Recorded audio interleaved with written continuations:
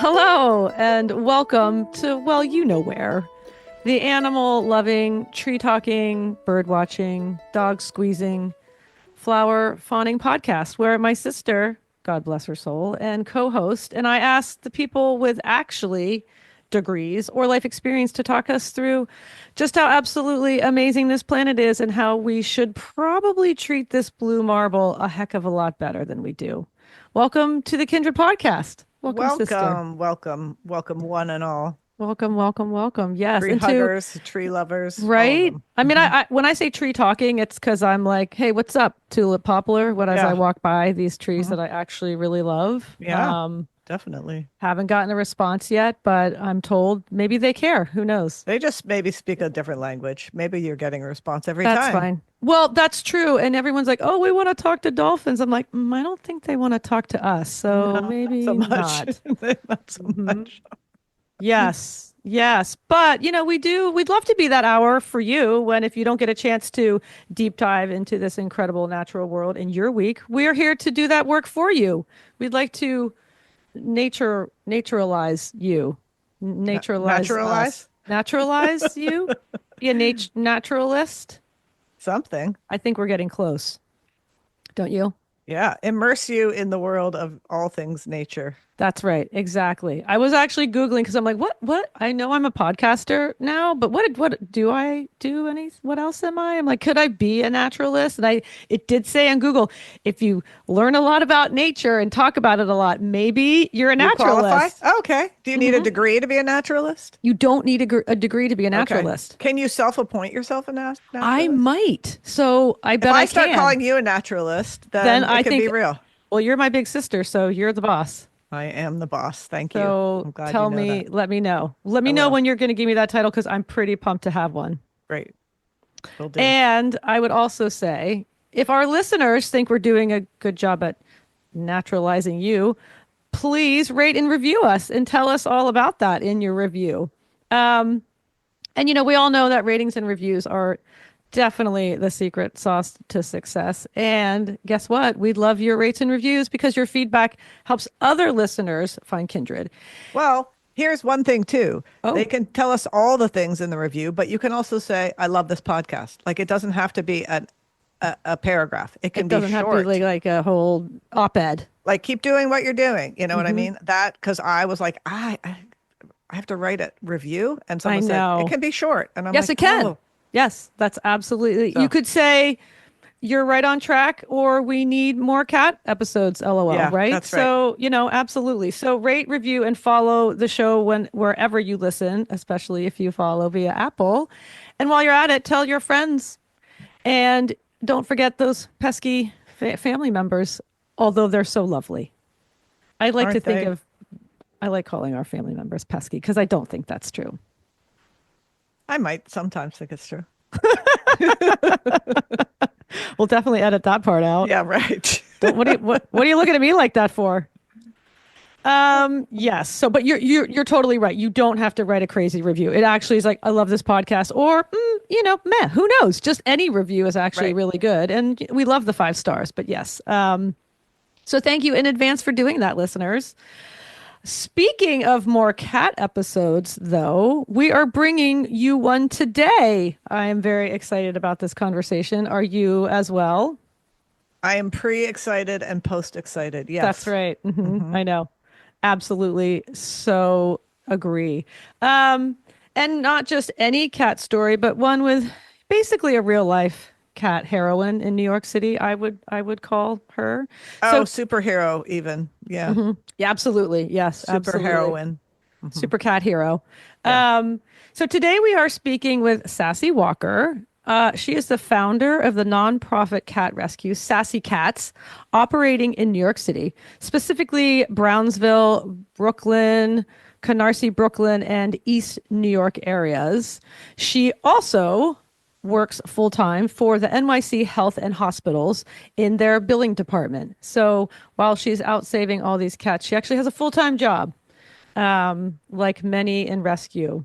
Yeah. So Sassee started working in cat rescue and welfare in 2011. So she's been doing this a long time. And she's another person out there, boots on the ground, walking the walk, and making a huge impact on the welfare of street cats in New York. She is also supporting and educating other animal lovers on how to trap through getting certified to do TNR, or trap, neuter, return, and how we, the people, can learn how to help so many cats get fed and find homes. The stray cat issue continues to be a huge problem that, again, we, the people, have created by, not neutering our cats, and just many other issues that lead to cats finding themselves out on the street and trying to stay safe and fed. So Sassee is deep in the stray cat trenches, and she's here to take us through a day in the life of a cat rescuer, what it really means to be all in for one of our favorite companions. So let's head to the Big Apple and meet my new favorite cat woman, I'll say. I mean, Halle Berry, Michelle Pfeiffer were certainly iconic. Yes. In their roles as Catwomen, but that's true. In our books, no one beats Sassee Walker. 100% true. So thank you for listening, and we will see you at the takeaway.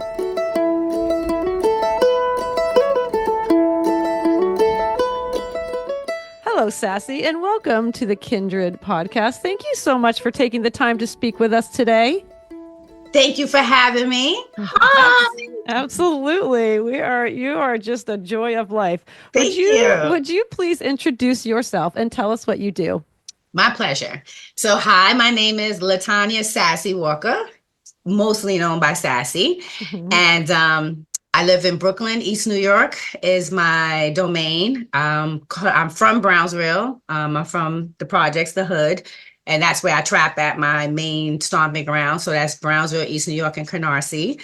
I am a full-time employee for New York City Health and Hospital. I do the billing, and I'm excellent at it. Just got a promotion. Holla, holla. Congratulations. Thank you. Thank you much. It took years. Since 2017 is the first one. So, yeah. And then all my free time outside of work goes to cat rescuing. And dog rescue. I've been doing a lot of dogs lately as well. Okay. So that's what I spend my time doing. And I just got my 501c like 2 years ago. So yay. Again, congratulations. That's amazing.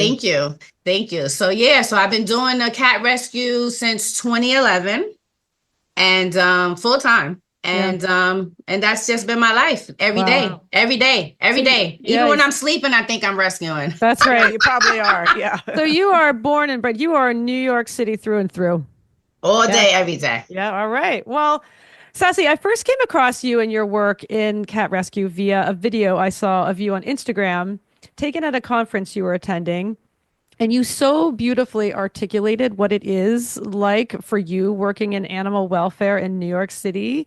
Years ago, I worked with the SPCA and saw a lot of really brutal cases involving cats. And when we started this podcast, my producer, Kat, and I made the pact that we would always include an episode about anything to do with cat welfare whenever we could. So thank you so much for being here today and representing one of our most beloved pets. That's so nice. That's beautiful. Well, thanks for being here. Yeah. So I've known many people in organizations that work in animal welfare and rescue, and everyone has such a different story as to how they came to work with animals in need. So Sassee, I'd love to hear a bit about how you got into animal welfare and specifically cat rescue. Was this something you came to from a lifelong passion of loving animals, or was it inspired by a critical need you saw around you? So I say it's a combination. I grew up loving. I'm just a loving soul. So and I hate bullies. So I've always protected the weak. I always felt like we should, take care of everything, animals, plants, each other, So that's in itself, I'm just a compassionate person to start with.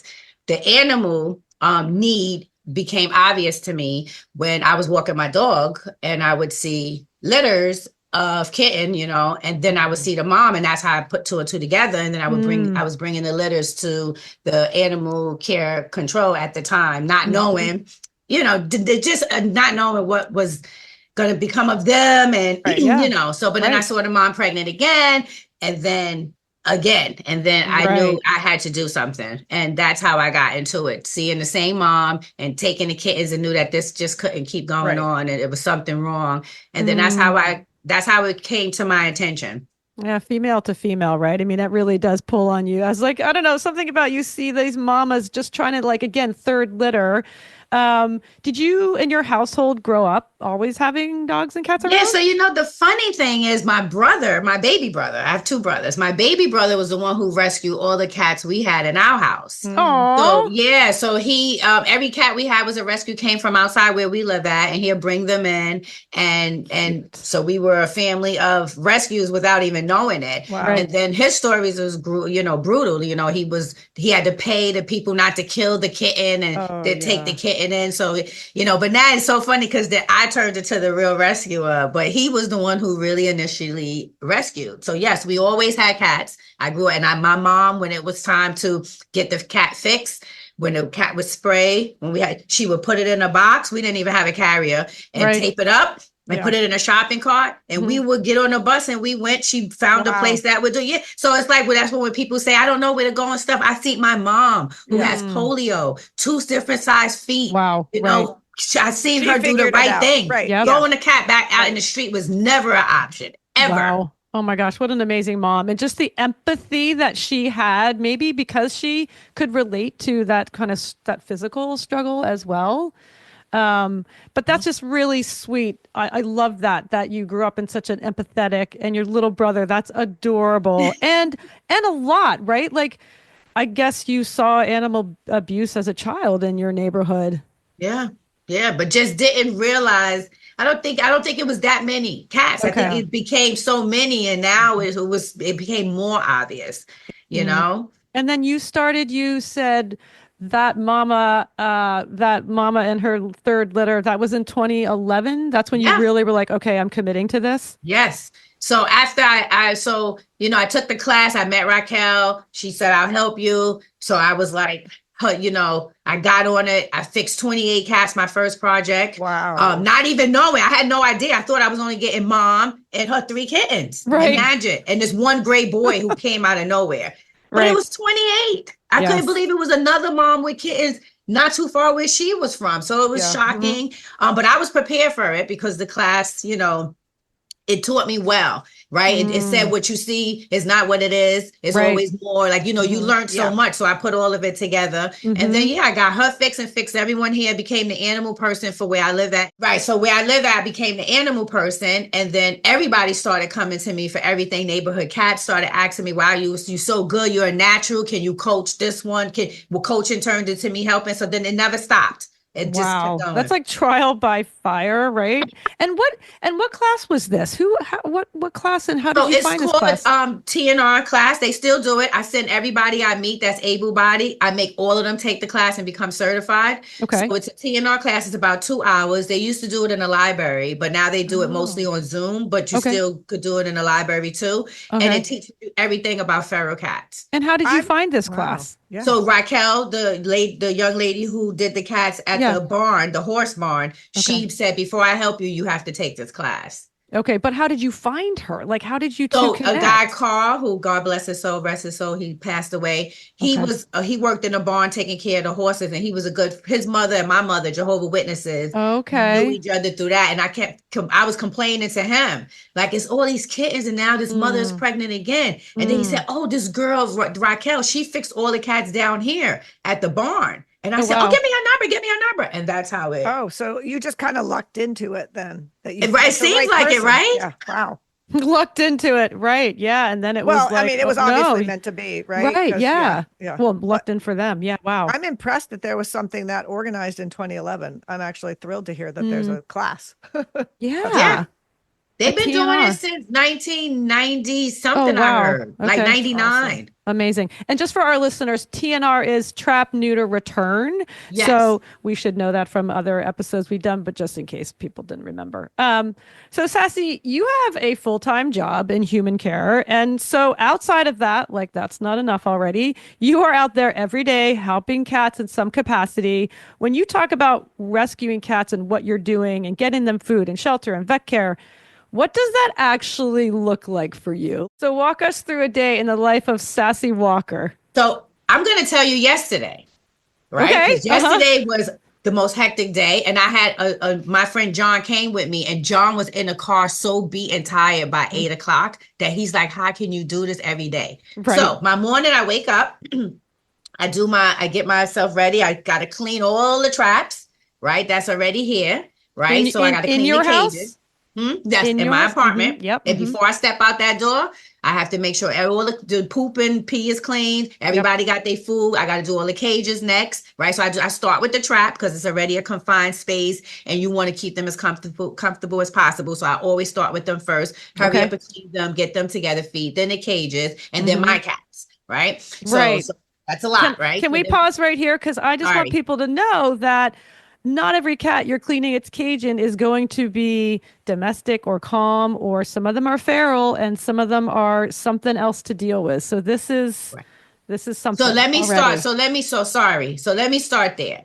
So when I go out to trap, right, I'll see a cat outside, and I know all of them need help in my mind. Every cat, right? But there are some that's immediate. If I see an underweight cat or cats with injuries, which I get a lot. This year alone, I did 5 amputation, 2 eye removals. So I get it. Everyone says Sassee is the cat lady of injured, horrible cat situations. Okay. So then I go and I trap the cat. I set the trap. I put the bait in it. I get the cat. I never know what I'm dealing with. If it's domesticated, feral, or shy. I never know. Right. So when I get them in, I tend to them. I get their appointment. 9 out of 10, they're going for spay neuter. I try to get an appointment with ASPCA. If I don't have luck, I use Brooklyn Cat Cafe. If I don't have luck, I use Brooklyn Flatbush Cats. If I don't have luck, I'll use Faithful Friends. Like, I have a bunch of different places to try. So I get the cat in, get them vetted. And then when they're recovering is when I start knowing their personality. Right. So, that now I get to see the real them. The hormones are kicked in, the pain has lessened, whatever their issues are. Now we in a zen, it's a zen atmosphere. Right. So then a lot of them, where I live at especially, are more friendly than they are feral. Unfortunately, a lot of them come from homes that they were thrown out because they were spraying or they were in heat.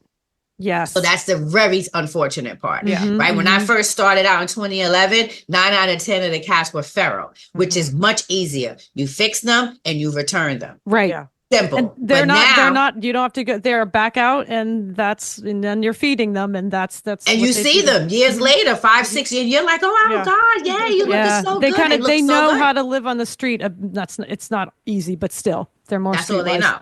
And they happy, they free. Yeah. And then, but now it's 9 out of 10 friendly. So it reversed.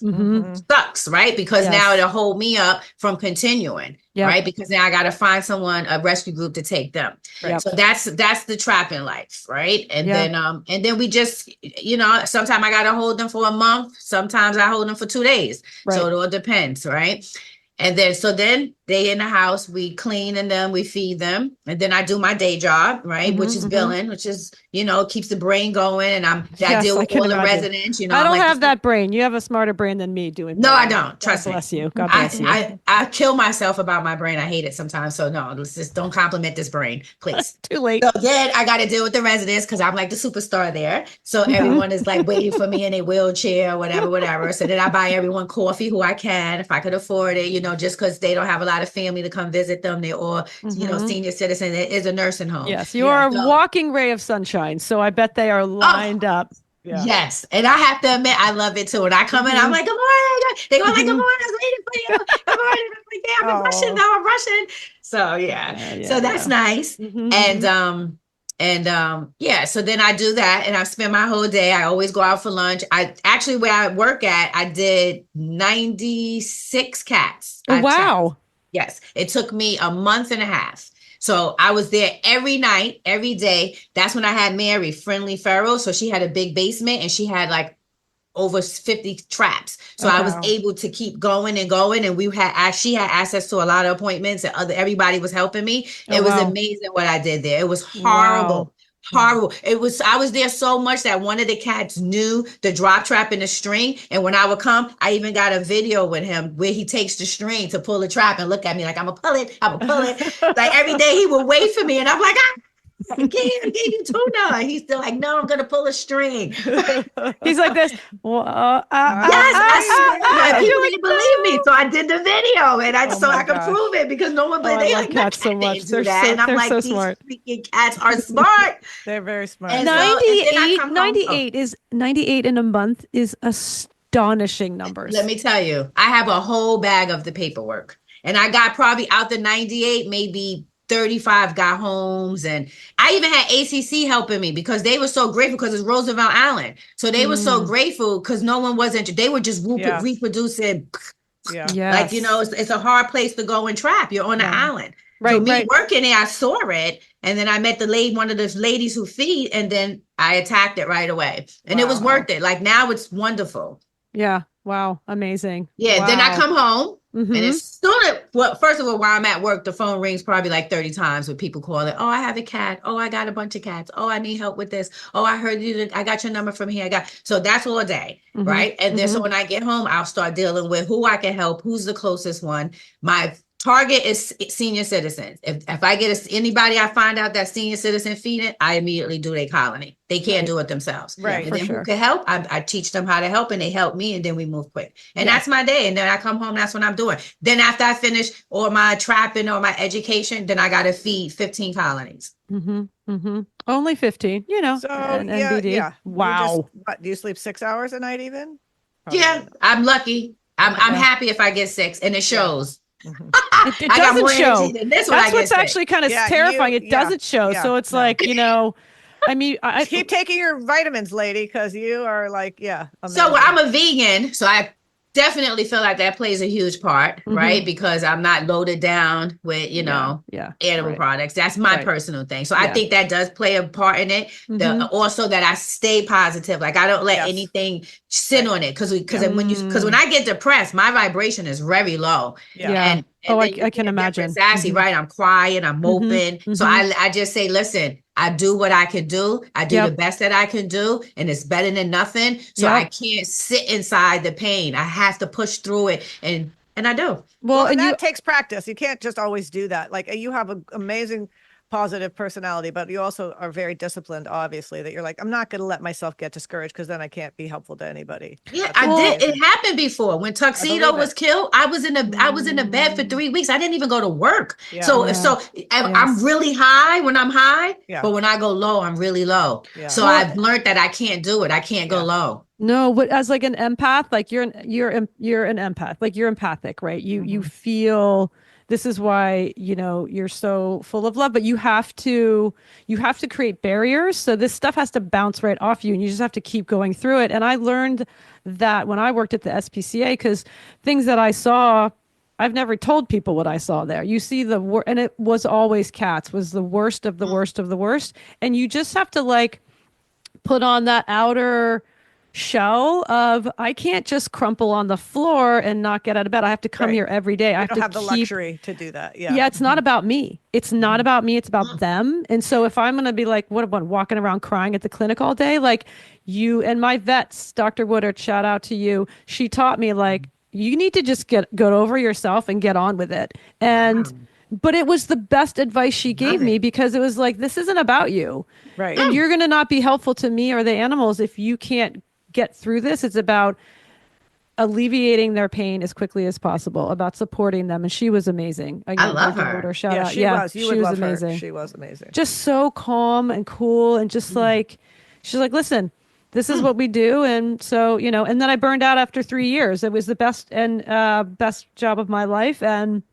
And now I can't even look at it flipped for me the other way. Suddenly it was like, oh my gosh, like I can't handle any of it anymore because I don't have that protection anymore. Right. So the empath just lets it all in. But anyway, yes. Yeah. The fact that you've been doing this for 14 years is pretty amazing that you could. Yeah. But you said it like I was blessed with Mary from Friendly Ferals. She was like that. Because a lot of people will say Sassee's loving and stuff, but when it comes to work with the cat, she's so cold. She's so strict. She give orders. She, so I don't got that wonderful reputation. But my thing is, we do it my way or no way, because I can't linger here because look, let me show you my phone. I got all of these still waiting. So it's good to get that hard exterior. I don't like it, right? But what you just said, that said is true. It's not about me. Yeah. Well, I'm not doing it for me. Or how much people like you, right? Right. Or hate me, or I get less work if they hate me. Yeah. Right. Yeah. Well, and you bringing that up, like your way or no way, I do want to step back a bit, because this is kind of like touching into, I want to talk about stereotypes. And there are all kinds of stereotypes, especially about cats and the people who work in any type of cat welfare. I'd like to talk about cat stereotypes and what impacts they have on what the stereotypes, how that impacts their overall well-being, and the challenges you and many other people face when it comes to cat rescue and TNR. How do negative stereotypes impact and impede the work you are doing in cat rescue? Well, I hate to say it makes you a little bit more prejudiced, right? So I find myself kind of starting off with the negative description, like, oh boy, this block is going, because so it's like you go in with a little bit of your energy shifted, because the negativity already kind of implanted there. So it definitely implants the way I move, right? And then when it comes to the animals, it's like, when they're, it's the cat, or don't bring them back, and this, like, it affects what I'm trying to complete here. I'm trying to finish, and you're stopping me. It's some places I've actually walked away from and didn't go back, because it was so much. And I hate that. I feel like they won. Yeah. Right. But then I thought, is this you as a woman, as a Black woman? Is this like, or you just trying to deal with people hate cats and who knows why we're so terrible to them? Like, what are you talking about? So your question is always all of them. All right? of the above. Definite. Yeah, right. Huh? All of the above, I said. All of the above. Check. So it's all of them. Black women for sure. Like, but it's good and bad when it comes to the Black women thing. So that I like. And then, the appeal, like, I'm, not bragging, but I don't look like a typical cat lady, right? I got like a cute sex appeal. I make sure, I'm always looking good, my tight little jeans on, my nice little fitted shirt. And so that immediately makes people be like, wait, hold up, you doing cats? Right. So throughout the years, I've had a lot of young girls and guys that stepped out their shell and was like, oh, you feeding cats? Oh, you trapping them and fixing them? Yo, that's cool. I always liked cats, but I was afraid to do it, and I don't want people to call me, a cat person. I had a lady yesterday, Sharon, that I helped. She's young and Black too, and her whole block hates her because she feeds the cats. Yesterday, a cat got hit by a car. So I said yesterday was a rough day. I just fixed the cat 6 months ago, and he got hit by a car and died. And she called me, and she's like crying. And then after I told her what to do, pushed the gate, she texted me and said, "I'm a cat lady. I just realized that I'm really a cat lady." So you see, it's like, yes. And that's the stereotype we know, the crazy cat lady, right? It's always the crazy cat lady, and it's usually a middle-aged white woman who's a little middle-aged white woman, a little off of normal, right? And so people are like, oh, we don't want to deal with her. But so yes, it's very interesting that they're like, oh, well, she's cool. Maybe I could do this. Yes. Yeah. Yes. And then they start doing it. They start calling me for help. I got young people. There's a young couple in my building. They only like 24. They have leukemia cats that they fostering for me. So the look of it is good too. When they see me coming out, oh, you're gonna go save another one, huh? So that is good. Then the flip side of it is, I'm not listening to you. You don't know nothing about cats, and to get these cats off the block. So it's like, but then I'll have my friend, a white woman, come and talk to the same people, and then they'll be like, oh, sure, you could put the trap in the backyard. So it's a lot. You have to work at all the different ways. Yes.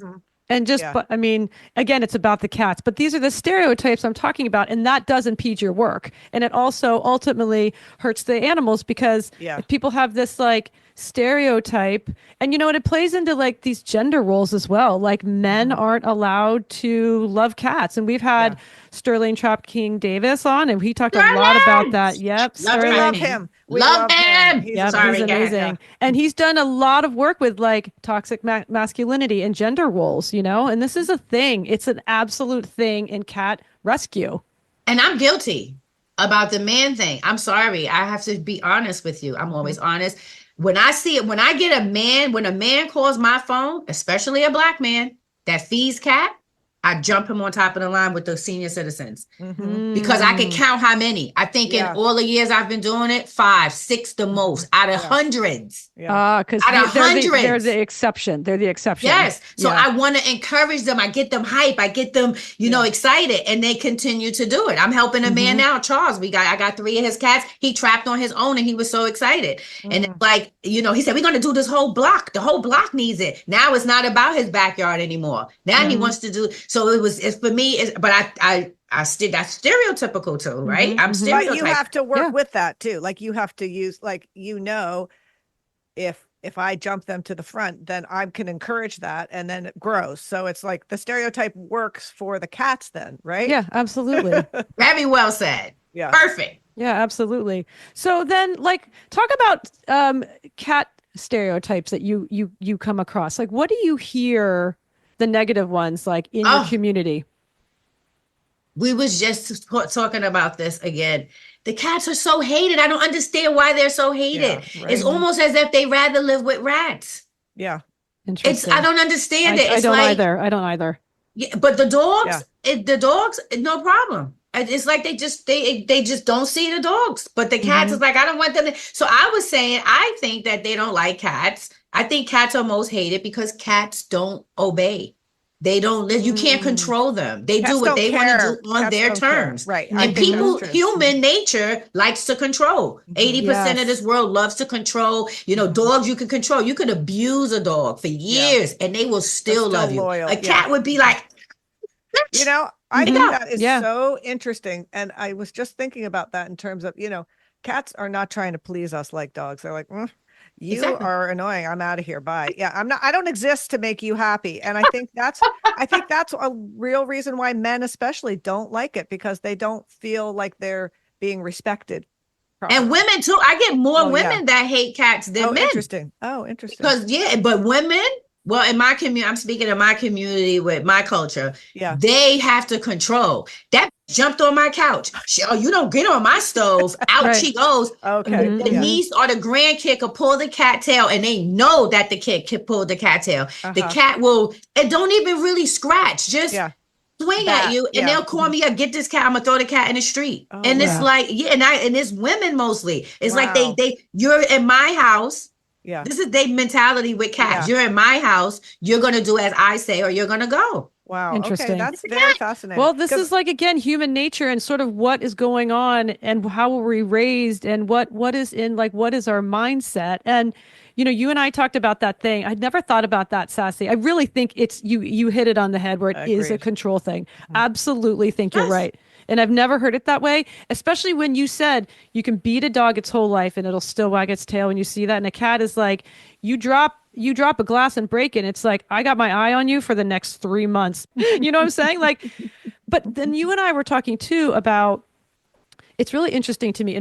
We are a lot of true crime around here, my sister and I, but it's like, that's the connection between male abuse to cats and male abuse to females as well, to women. And there's like a connection there. And it's because the cat abuse is one of the highest. I think cats are some of the highest abused animals on the planet. I really do. I do too. I do too. I absolutely agree. And most men and women but mostly men who beat cats, any animal. If you beat a dog too, right, you are definitely beating your women. You are definitely hitting your women. You know, I've been in abusive 100%. Relationships.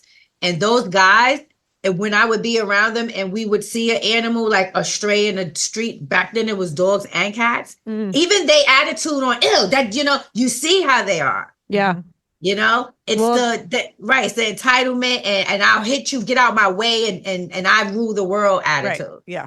And that's where, like, you hear young men and young boys who have an affinity, like like they must be in a space where, like, it's okay to care about cats. It's okay to be kind to them and to love them. And I think that's where Your story of your little brother just is really dear. It's so sweet. There's so much kindness there, especially if it's a male, which is really sad. But this is where how can we change, and people who are doing this work like you and like Sterling too, back to him, like working really hard to work on that toxic masculinity and like deal with insecurities in that the male sort of dominated world. It's really important. And the correlation between that and animal abuse is really high.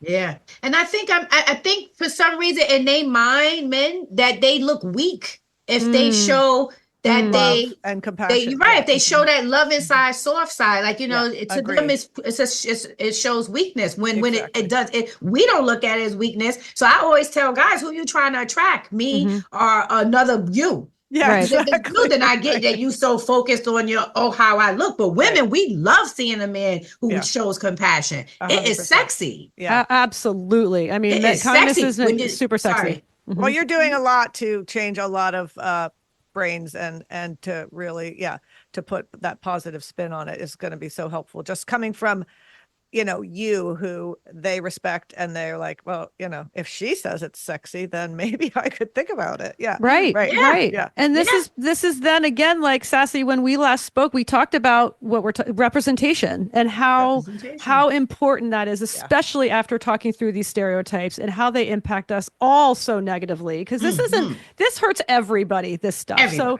what does representation mean to you? Like, why is it important, and what influence can it have on your community, and then ultimately the cats that you're working for? Well, I always say what they see is what they assume and what they get. So you have to represent yourself as a positive, loving, patient, compassionate person. I mean, be it too. Don't represent it if you're not. But you have to do this because, one, it's the right thing to do. Right? I mean, we should all be kind to each other and to animals. We're all here. We're all struggling. We're all trying to eat. We're all trying to do the same thing. So it makes life much easier if we are kind to each other. So I represent that. Right. Yes. And then I walk in the room and everyone else will walk in the room and no one says hello. And so you see the energy is flat. I walk in on hello and everyone, now the energy just changed. Right. Yes. So this representation means a lot because now I'm getting a different you. Right? Yes. I'm not getting that you, that protective you. Right. So I'm showing you my weakness and I'm willing to open up and be this vulnerable person. Right. So I'm showing you it's okay. I don't have to do it. Right. But I'm doing it. Oh, you see this cat and this dog? Yeah. You see me kissing a cat and the dog? Yes. Why do you love the cat and dog so much? Because this cat and dog is loyal. Number one. Two, they're the most grateful. Animals are so grateful. It's unbelievable. Yeah. Right. Yes. So then they go, you're right. Because then so as you represent all these things, you're teaching them, you're reminding them, so I think it's so important. And if we don't represent ourselves as this way, we only hurt each other and the animals, because now everyone's just going to be robots and walking and don't care about nothing, don't try to change nothing, don't help nothing, repeat the same bad behavior over and over again. Right. So So representation is number one to me. I don't go outside looking like a crazy lady. I go out and I make sure I look presentable. I try to always wear something with my cat logos, not my cat, but just anything with cat. Right. Anytime I talk to people, I'm always throwing in animals and senior citizens and children. And you're walking the walk. Yeah. I'm walking. I love it. I'm walking the walk. Yeah. Which is literally. And to be courageous enough to lead with vulnerability you're 100% right. Like if everybody was brave enough to be a little bit vulnerable, our world would be a better place to live. And everybody kind of wants that, but it's just the fear of being rejected that people don't want to put themselves out. And then when you take that lead, when someone takes the lead like you are, Sassee, that's when people can fall in behind. You're like, okay, if she can, I can. Yeah. Permission is part of changing that. Mm-hmm. And I think representation is a huge player in changing stereotypes. I think that's key to that. Definitely. Right? Definitely. Because if they see you got a bunch of young, they respect my cats and stuff over here, the young teenagers. These are the same teenagers before that used to throw rocks and bottles at the cats. Right? So because they see me doing it, I'm the sexy cat lady. It made representation. Yeah, Thank and goodness. they want to show off to you, and Right. let's just like, no, leave Yeah. it. That's those sassy cats. right. You know? Fake it till you make it. Like let them pretend. Like that's exactly right. They want to impress you, and that's a great hook. It really Yeah, is. people say you be using your little looks and stuff. The other day I had on a low cut shirt because this guy was a cat with his dogs and he didn't want to fix the female pit bull, and it was two males, and this is in his backyard, and his neighbor was like, he won't listen to no one. So then she told me where he was gonna be, and I went made sure I was there. It was by the block from the ASPCA. I had my Ryan from Flappers Cab say he was watching me. They was all cracking up like, look at Sassee working it, and I worked it. Guess what? I fixed that damn female dog. Oh, you are amazing. Yeah, I was all working. He about was the like, "What? animals." You like animals? You like dogs?" I was like, "Yeah, I love a man, but you got to fix your dogs first to get my phone number. I don't give out Right. my phone number unless Right. you do spay neuter. All Why your spay neuter so resources, important?" I was all like, your "Well, they get resources. all these different cancers and stuff when you don't. See, you Yeah. got to take it a different direction, Right. Right? Yeah. It's cancerous. Right. Nothing about Right. breeding because they mind I could sell puppies. Right. Yeah. So I had to go to the cancer, and it worked. Yeah, take Wow. it from the cleavage to the brain. I mean, this is where it's at, you know? I mean, Use it's whatever true. you have to. Yeah, it And- really yeah. is. And I think it's, Sassee, I want to just go back just a little bit though, because I want to kind of dig into when you said my way or no way, basically. Can you kind You of, like that? I do. Like, I want you to tell us why you say that. So I say it my way or no way because my way has shown me over the years that it works. Right. It works. I'm not trying to control you.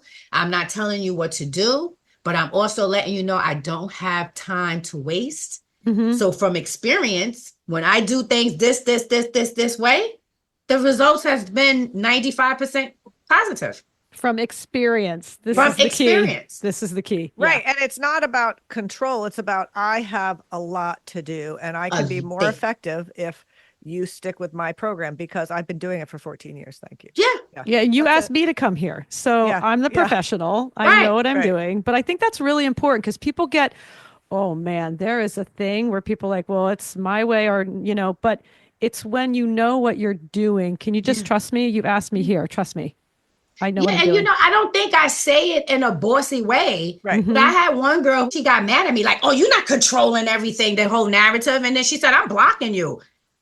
First of all, she called me, right, Right. to help her because she couldn't get help with two cats that needed dentals. And I was trying to tell her, what to do so you could cost effective. Everything with me is cost effective. I help a community that doesn't have funds. So if I don't find a way to do things where it's affordable, I'm going to be homeless. Right. So then I teach everybody else be cost effective, right? But she took it the wrong way. And so it made me question myself the rest of the day. I was like kind of in a bad mood. Like, what did I say? Why did she take it so wrong like that? I was trying to control the situation when I was just telling her, you should get the cat by this and this time, and you have to bring the cat here, but you have to wait until I go for lunch so I can sneak out, and then you could bring the cat to me, and then I can ask ASPCA to hold it till I get off of work. Right.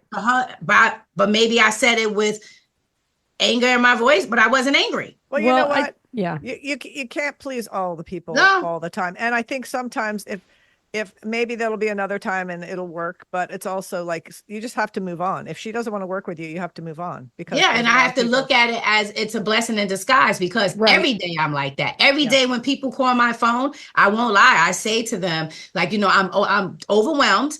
I'm helping zillions of people, but I am going to help you. Yeah. But you got to do these things first in order for me to help. I do say it. That's what Raquel did with me too. Yeah, exactly. She said, yeah, I'll help you, but you got to take the class. And I think And most she didn't people budge. like that clarity. It's nice to know. Okay. Yeah, I've because got this it other lady in clear. Queens who I just helped, she said she called she's in Queens, she's far from me. Yeah. She called every rescue group for help and everyone told her they were busy, they couldn't help. And she called me and I said, I'm busy, I can't help. But in the meantime, take the class. And when you take the class, you can mention to them that you need help and then you could borrow the trap. If you borrow the traps and do it yourself, I could take the cats and get them fixed. She said, you're the first damn person that told me what to do. Yeah. So Yeah. my no nonsense order works. Yeah. Well, I think too, sometimes when we have these sort of quote unquote run-ins with people, I think it does give us a minute.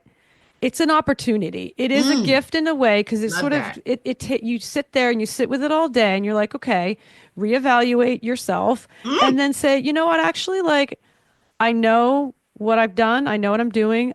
This is okay. People don't always have to agree with me. And you can kind of puts you in a resolve of like, it can make you stronger because you're like, Wow. I'm actually going to step back into the power that I know that I have. And it's those opportunities that can make us a little stronger for the next time. I love that. I love that. Yeah, I love that. And the fact that you are taking it on board and saying, okay, is there a part of me that needs to change here? You're not just saying, oh, well, that crazy person. You're also taking a beat and saying, was I out of line? And you check It'll make in, you stronger. and then Right. you know. Yeah. No, I think. And then at the end of the day, I'm like, Yeah, I agree. I'm helping. Yeah.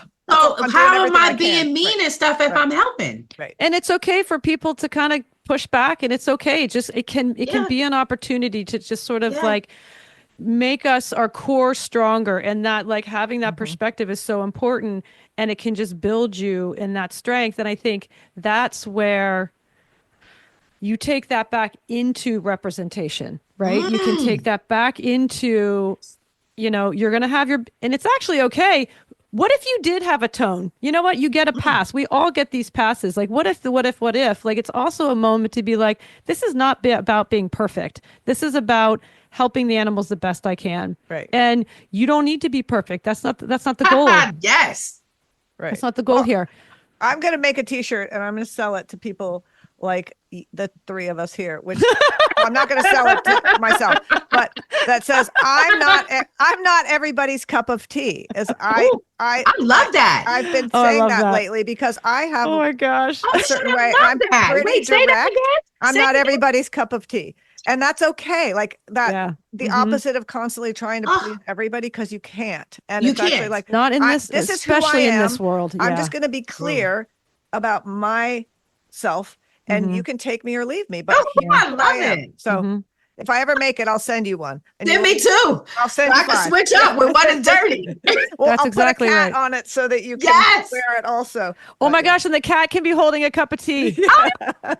We are merchandising. You gotta the make heck it. out of That this. is so true. I love that. I'm not everyone's cup of tea. That is really basically bottom line. But this is also, we're talking about stereotypes again. This is where this is really important. Like, and women are stereotyped constantly. The way we talk, the way we act. Are we too loud? Are we too quiet? Aggressive? Too aggressive? Are we aggressive? Yeah. All these things. And it's like in this world, especially amongst us women, we need to bond together. Yes. And cats, like we're all in the same, we're all the same playing field. Yes. Yes. And this is where that support is so critical for breaking stereotypes, and then having people like you out there, Sassee, with representation is just, it changes the world. It actually makes me a little teary-eyed just because it really does. I'm teary-eyed because I'll teary-eye up. That's one thing about me. I know, but emotional. I know, but it's a really beautiful thing that your empathic self, and just even your kind mom and your cute little brother, and just all of these things, just like seeing another species for what they are and what they need. And we don't need to be threatened by each other. No, we really don't. We're all okay, and we can be on the same team. Yeah.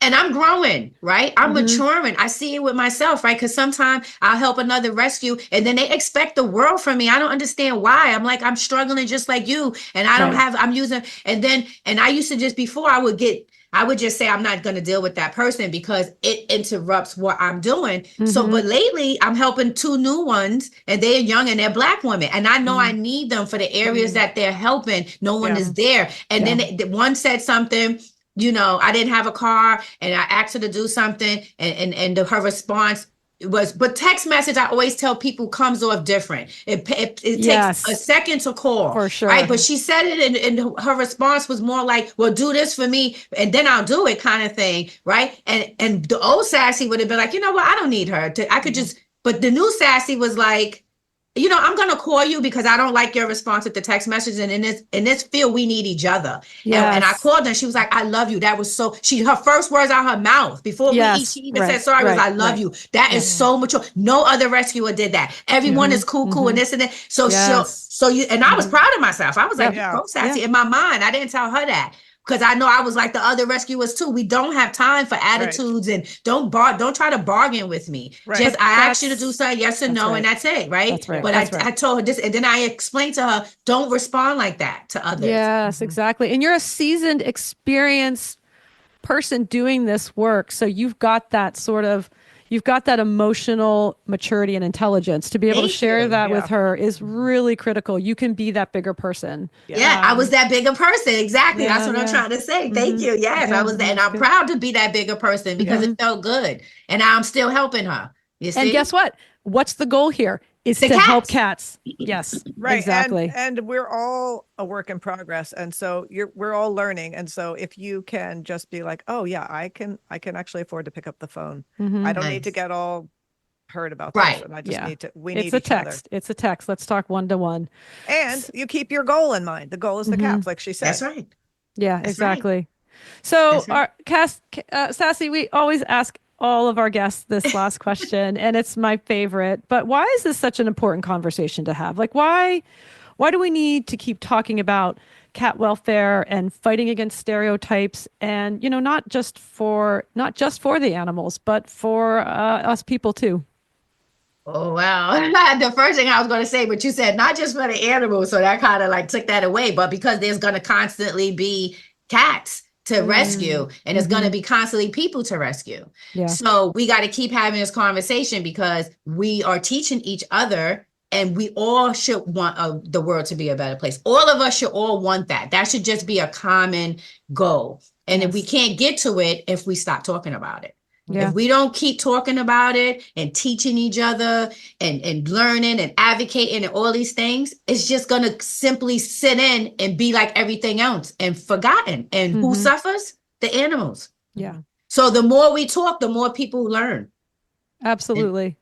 Absolutely. And I think, I think especially when the stakes are really high for an animal like the cat, where we've talked about it already, but they are really so neglected, so abused and brutally. And I think that's where we've created this problem. This is a human problem to me. This isn't their fault. This is something we've created, this world. And so it is literally our job to take care of this. Oh my God. Look, can I steal that? Because that's literally what it is. We created this problem. We should fix it. Yeah. Absolutely. We should fix it. And you know who's doing the fixing? The people who didn't even create it. Right. So I'm fixing your problem, not you per se. I'm fixing these people problem who made the problem. You need to sit and listen. Don't keep doing this. Right. Learn from it. You made a mistake. You did it. Like the guy, he put out the male cat because it was getting ready to hump on the kittens. And this is his cat he had for years. And he threw the cat out because he didn't want to impregnate the kitten. Why would throwing him out? You can't never. Now, if I stop talking, I wouldn't have been able to teach him how wrong that was. Right. I wouldn't have been able to show him. And he would have did it when those kittens grew up and the same thing happened to them. His first reaction would have been right outside. Yep. So now he knows different. Now he's certified. Yeah. And that's incredible. And this is where, you're a hero. And can we be heroes without capes? Is that, you know what I'm saying? Like, can we be the people who we are? And you are amazing to get up and do this day in and day out. And I kind of laugh like, how are you taking care of yourself? LOL. It's just sort of like, can you also like, where's the, you have to take care of yourself. But I would like to ask you, how can we and our listeners support you in helping taking care of yourself and the cats? So you almost made me cry just now. And I told you I'm trying to not cry. Okay. Because it's been a rough week. It's a lot of deaths to feel like, you see. So I didn't cry that Magic got hit by a car yesterday. I didn't cry that I found out that a person that's addicted to drugs, I fixed all the cats and they still put 2 of the cats outside. So all those emotions I held in. But what you just said, I don't know, for some reason, certain things get to me. Most things don't. But certain things do. When somebody actually take the time out and say something like, when do you take time for yourself? When do you get your decompressing? And I've been saying it every day, but yesterday I've been saying the most, especially hearing John constantly say like, I am so beat. I'm ready to fall out the car. I am so tired. And he's only was with me for 3 hours after work from 5 to 8 and he complained. Right. And I keep saying I need 2 days off. Yeah. Just 2 days to sleep. And I want to just sleep.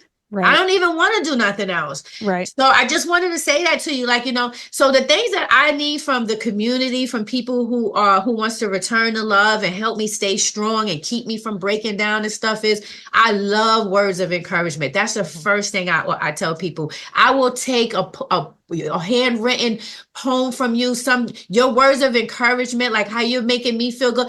Those things to me are millions and millions of dollars, because it makes me stronger, right? Instead of it doesn't go in one ear and out the other. It goes in and it warms my heart, right? Yeah. It makes me feel appreciated. It makes me feel loved. Not like I'm a person doing a job and the reward is you getting, the cat, it also, I want to feel honored. I want to feel loved, respected, just appreciated, all of that. So I always tell people when they send me messages on Instagram and they like, I can't give you a donation, but I want to tell you this and this. And I'm telling them, you just did a donation. Yeah. Wow, You just donated your love to me. Yeah. So I want everyone to always know, if you can, money, of course, I will always need, right? Because just like Jeff said yesterday, Sassee, sometimes you work 2 jobs just to fund it. You'll never have enough money to be okay with the cats, because you never stop doing the cats. Well said. So I accepted his little donation, right? Yes, because absolutely. you're such a proud woman. You can never have enough. So, but if people can't donate money, they could donate cat food. I always need cat food. I always need supplies. The little paper plates that go in the trap. I always have hard times getting them. So I always tell people to donate it. I have feeders. All my feeders collect the newspaper. So there's nothing that if I can use it, I'm grateful for it. Like, I don't have particular things, right? Well, I also think that I love that what you're saying, and I also love money. So I would love for you to feel valued through money too. And I think, like, it's true. It's not like you're asking for $100. Okay, anyone wants to give her $100, we're going to get her Venmo right now. But it's more $5, $10, and I think that's where those little bits here and there make all the difference, and it just can go to all different things. So, I don't know that you don't have a website. I don't think. Yeah, I have an Instagram. You have. Okay. So what is your Instagram handle? So you're going to laugh, right? No, One of I'm my not. followers renamed it. not. I had just Sassee TNR, and she said, you better correct that and change that to Sassee Badass. Oh, So my handle is SASSEE _ badass BADASS _ TNR. So Okay. Sassee _ badass _ TNR. No, she's and on not that wrong. page Own is it. My Venmo and my PayPal. Okay. And so you can get that all through Instagram, your PayPal and your Venmo and all that. And it's all safe and secure, everybody. Don't start, oh my gosh, what's happening? It's going to go right to Sassee. So yes, it does. I think that really is important, though. And I'm going to push this with you because thank you. I think I love I'm going to write you a poem. You are welcome. I can't wait to see how that comes out. Wait to read it. Well, we'll see if it actually happens. It might ruin your life. But, this is where, yes, love you, support you, value you. And I think anyone who values this kind of work, and everybody just needs a little extra help, especially for you people are doing the work. And I mean, you people by our guests. We have the people on here that are like walking the walk, dedicating their lives. I'm just sitting behind a microphone. Being able to speak with you is such a gift. It's such a joy. You are an absolute, like I said, a ray of sunshine. And I also want you to be able to be a rain cloud too. I want you to be able to like take some time and have some to allow yourself to have some feelings and to process. So I can't thank you enough for being here, Sassee. No, Sassee thank Badass. you. Like, own that handle. We so appreciate you taking the time. I know how busy you are, and I hope that, you can find some rest today. It's been a crazy week for Not you. today. All right. Well, at some point. Not today. You Maybe probably say next that year. every Not day. tomorrow. Next year. Next year, can Sassee have a day off? We love you. We love your work. Girl. I can't believe you said that. That hurt. Because it's true. Can Sassee have a day off? Will always say that from Flatbush Cats. He always say, when is Sassee taking a day off? Right. And it hurts every time I hear it, because it's like, I'm not purposely not taking a day off. No, Of course. Those traps don't clean themselves. themselves. Nope. Yeah, right. Yeah. This is true. It's not going to happen on its own, but it's hard. Maybe that's where eventually money can help. You can hire somebody to do something so you could have a day. Yeah. Yeah. And if there's rescues out there, if there's organizations out there, Yeah. hear this. We're going to share Yeah. this. And Thank you. so we'll let you get back to it, Sassee. And, I just want to grab your say cup of one coffee. thing that you say Yes. just behind the mic. You don't understand that what you're doing, how it benefits us, that we walk in the walk and we talk the walk and walk the talk. You are giving us that light and that shine, right? Because I could say this all day, every day. Where I live, I'm not getting donations from my community, you know, but probably $20 here and there. I can't even tell you how much I spend a month, even on giving feeders food. The elderly, I also supply food for them. So you giving me this platform is helping me to raise many things, right? Yeah. Besides money, but money. Yes. Right. Something that's very important Absolutely. because I am a proud woman. I don't like asking for donations. I hate asking for donations. And do you know when people donate to me, every single one of them, I send them a single email thanking them? Yeah. Of course. Because I'm a proud woman. Of You know, course. I believe in work for your own. I chose to take this on to help them. You guys didn't make me do it. It's my you know choice. what? Yeah, you still get to complain. It's a way we can help because, you know, all of our guests, we ask how we can support you. I can't be a boat in Norway trying to save orcas. You know what I'm saying? Like, I can't. No, right. And I've done TNR myself. I did it for years where I used to live in. I've done a lot of this stuff. It's just like right now, this is our job right now to try to support people. So, Sassee, I love thank your you. job. We love you. We love you. We appreciate you. We see you. We hear you. And we're going to try to support you as much as we can. Thank you so much. I love you guys. Thank you for having me or stay in touch. We will. I We love will. you We will. guys. Love Right, you. too. Thank you, Sassee. Hey, everyone, and welcome back to The Takeaway. I just want to start off our conversation here just because just to clarify something. So listening back when we were talking about when I was editing this, we were listening back and we were talking about stereotypes and specifically about like white middle-aged women, and we're like, yeah, you know, we said something like they might seem a little off and all these things, like just sort of like what we were really saying is that's a stereotype, that whole like Taylor Swift thing that she, you know, that whole thing, that like white single like spinstery kind of things. It's like, well, I'm not a spinster and I'm white and I'm just a single woman. Just because I have cats doesn't mean I'm anything. Right. So that's just what we were referring to. So because we don't, just to be clear, because we're not here to, you know. We're not throwing shade. Yeah. No, not at all. But these are real stereotypes. I mean, it's just a thing. And so just to be, and there are people who are hoarders. That's true. That's a whole different conversation. And that has a lot of nuance in it as well. Yeah. That's not who we're referring to. No. I'm a middle-aged woman without children, and I have 2 cats. So there you go. Boom. You can call me whatever you want. It doesn't really matter to me. To be perfectly honest, I know who I am. I'm all good. Bring it. Bring it.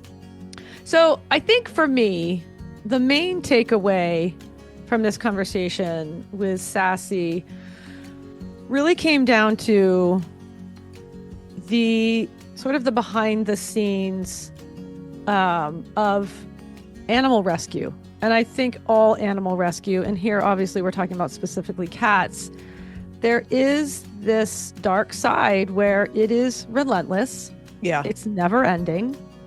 There are going to be cats probably for a long time on the streets that people who dedicate their lives to, like Sassee, are going to always be helping.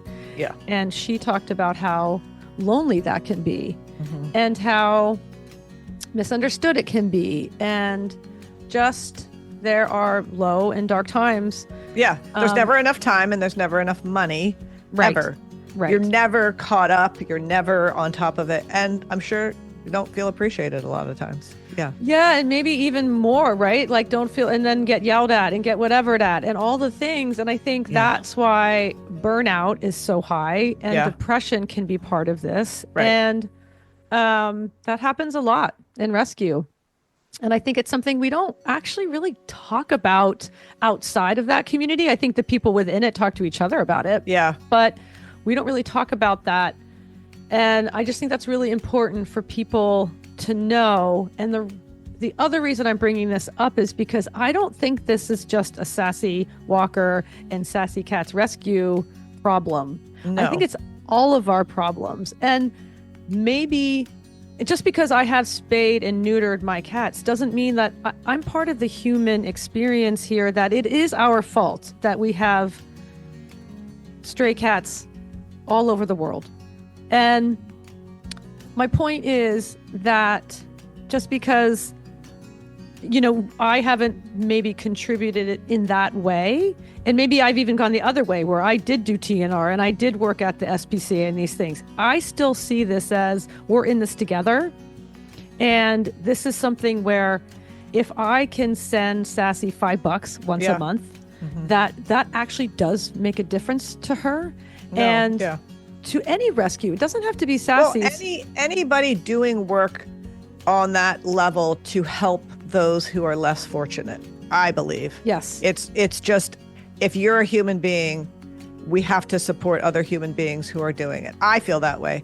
And like we've talked about a million times, I'm not out there doing it. I'm never going to, and I didn't before. I mean, you did, but I still, and even more so because I'm not, it's like, I can send her $5. Now, not everybody can, but if we can all do something. And like she's saying, even just share, her website, share that she's existing, all these things. And all the things you're talking about are so true. And, if someone like her, with her energy and her positivity, can get depressed, imagine somebody who doesn't have that kind of innate positivity. And no wonder the burnout rate is so high, because you have to really dig deep within yourself in order to keep the fire burning. And that's why I felt so grateful that we could just tell her how much we appreciate her. And she got so teary because she doesn't hear that a lot. Yeah.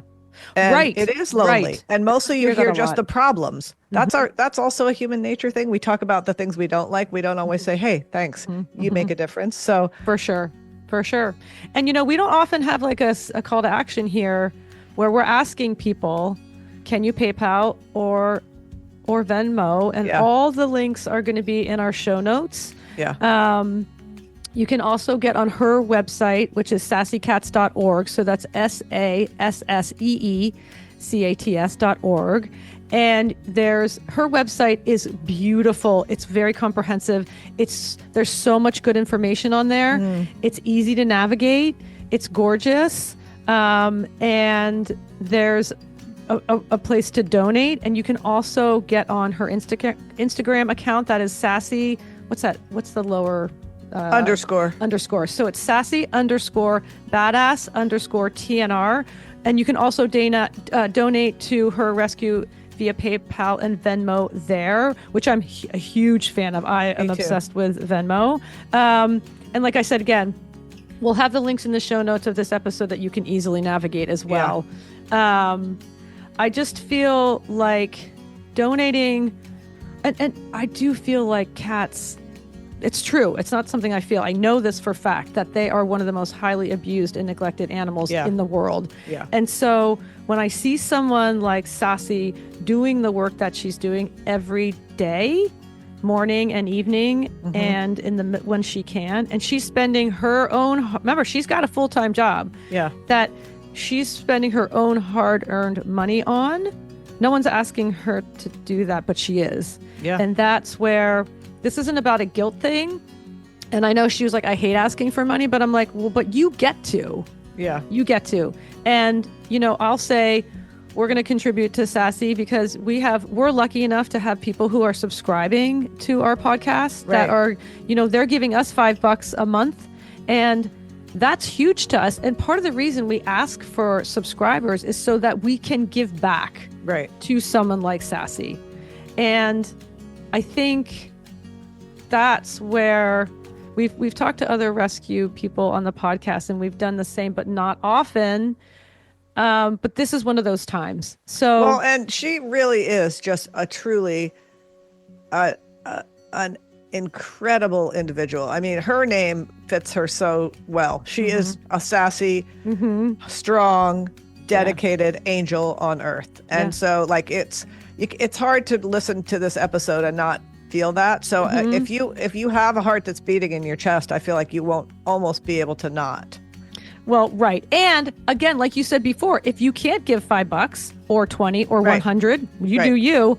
Also, like there's so many other ways to advocate for cats. Exactly. You don't need to get into TNR also. You can just like, if people are like, oh, I hate cats, you can be like, well, actually, like, you don't need to hate them. They're kind of like dogs, except they're not, but they love you. I mean, you can walk through people reasons why they don't need to hate cats. That's huge. If we can change also the narrative of cats and people, oh, they're selfish and whatever. I'm like, okay, just because they don't come running up to you, wagging their tail. I'm sorry, you need all that validation, but just you don't have to love them, but you don't have to hate them. And I think it's the hate part that sort of keeps feeding. It's okay to kick a cat, or if it's okay to throw it outside when you don't like what it's doing, because, well, they can fend for themselves. That's right. Also. That's and right. Sassee talked about how there's a difference between feral cats and domestic cats. Like there are cats who, like, you put them outside, they're like, I don't know how to catch a mouse. Right. Exactly. Right. So what do you want me to do here, people? Because actually you catch a mouse. Yeah. See how that you see. And like, so there's just a lot of, again, false narratives and stereotypes. And that's what we're trying to change. That's what Sassee's trying to change. So please just consider, sharing the episode. Anything that you can do. It's just, it's all super important. And, she was so generous to say, because I was like, I'm just sitting here behind a mic. And she's like, well, you're not. I'm like, I do think, though, I know my place, I know my job. And I try to do the best job that I can. And featuring and elevating voices like hers is so critical. That's true. And she's the one out there when I'm in bed at midnight. She might be out there trapping. Right. And then feeding these babies that I care a lot about. Yep. And up the next morning without a day off. She does not take a day off. She doesn't take a day off because these little babies need her all the time. So thank you so much for listening. Just wanted to talk again a little bit about subscribing. And when you do subscribe to Kindred on Apple Podcasts, you get early access to episodes. And you can subscribe like for a trial period and listen back to all our Kindred Plus content that we drop once a month. They're really fun episodes. They're a little bit of a different vibe. They're kind of a different template. So they're a lot of fun. So please consider going to kindredpodcast.co and subscribing to us as well. And again, all the links are in the show notes. And again, a deep bow to Sassee for taking the time and a lot of energy. That's a lot of time speaking with us, and we went right to the heart for sure. So again, thank you to Sassee. Thank you to all for listening, and for the subscribers who have joined our community. Endless gratitude to you. So take care, and peace to all cats on the planet. And we will see you next time. Lots of love. Love and peace. Peace and love. Peace and love. That's what George Harrison said. He was no dummy. I think it was George Harrison anyway. Can't be all sure. All right, take care. Kindred is hosted by me and my sister Jen. Produced by Kat Gaddy and myself. Sound production and editing by Dan Cooper. Original music by Ellie Grace. And our Kindred artwork was created by Lindsay Coffin. Please follow, rate, and review wherever you listen to podcasts. And feel free to contact us through our website at kindredpodcast.co, where you can also find details about Kindred Plus, our subscription service, as well as links to our social media accounts and show notes.